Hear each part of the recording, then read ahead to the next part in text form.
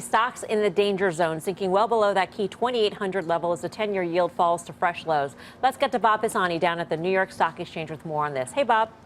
Hello, Melissa. Key growth stocks are really getting hit today as the market has come to believe that trade tensions between the U.S. and China, plus new tariffs on Mexico, may be a permanent part of the investment landscape this year. Just take a look. Twitter, Adobe, MasterCard, PayPal, Microsoft, all down notably today. Meanwhile, more value-oriented names, those with slower growth prospects, they were all up. Retailers like Target, steel names like Nucor, industrials like Textron, consumer names like Campbell's and Kimberly-Clark, all up today. Firms are cutting their earnings estimates for this year. That's a problem. And next year as well. Bank of America did it today. They cut the 2019 earnings estimates for the S&P 500 from $168 to $166. That's a 1.2% decline.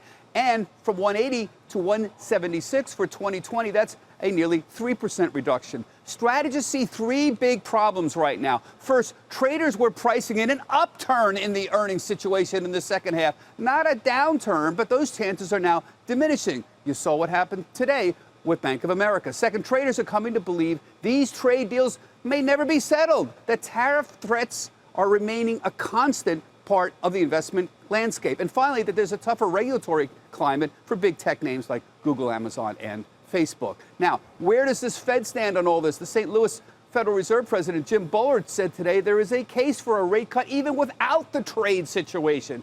Many now believe the Fed will cut rates at least 3 times this year to reflect the lower growth outlook. Little wonder that the S&P is back to the same level of January 2018. We're below 2,800. By the way, that 2,800 level has been key support. The S&P 500 has met both support and, in fact, resistance as well at this level quite a few times since early 2018. Back to you, Melissa. All right, Bob, thank you. Bob Pisani.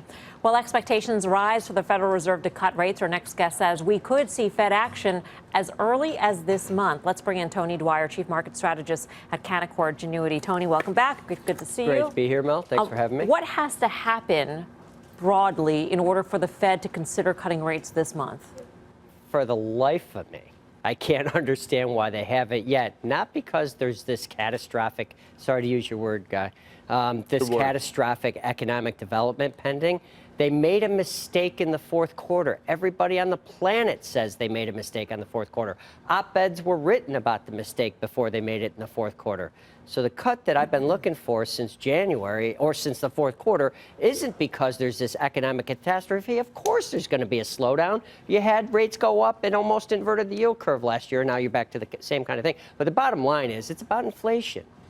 The whole reason that they were tightening was fear of labor inflation and what that was going to feed through to core CPI or core PCE, which they use. The 5-year inflation break-evens are going lower. If you looked at a chart, you could be a political science major like me and see that inflation's low on the chart and going lower. There's no sign of a pickup in it. So let's fix the mistake is what I'm talking about. So it's just undoing what was done in the fourth quarter. But you think that this may not be the only rate cut this year? Correct. It's at least one this year.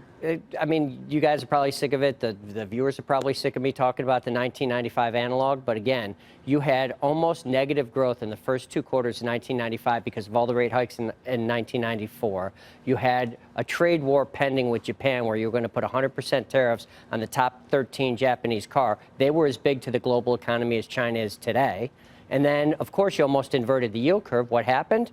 The market rates came down so hard that it forced the Fed to cut rates to avoid a true inversion of the 210 curve. So, Tony, do you worry, though, if we do have a cut now? I think Fed funds futures are pricing like a 38% chance of a cut in just or in a few weeks. Are you worried that it just sets off a dovish tilt across the globe and we are just get locked into, we know how much of sovereign debt is in negative yielding territory. Could it be the start of something not good for risk assets? Dan, I would make the case that the long end will go up on expectations of a rate cut. Look at what happened today. You had a risk on trade and you re-steepened. You're steepening the 210 curve, which is what drives shadow banking. All the LBOs, all the M&A, all the private equity lending, all the hedge fund lending, all the non-traditional bank lending known as shadow banking is going bananas, and you're re-steepening the 210 yield curve. That showed up today in the cyclical sectors, energy, materials, financials, industrials ripped, right? Where the growth slow, what's it called? Slowbalization is the new buzz term. It drives me crazy. It's like the synchronized global recovery in the beginning of 2018. Now we're in globalization. Take the other side of the trade. But the bottom line is, you saw it today in the activity that you're going to get the 10-year, the long rates everywhere globally should bump up if the Fed cuts rates because it's stimulative. So, and actually, my view is that treasuries are way overbought here. I think that they're not representative of the market environment. Having said that, we got an ISM today that printed back to October of 2016, the month before elections. That's right. What does that mean to you?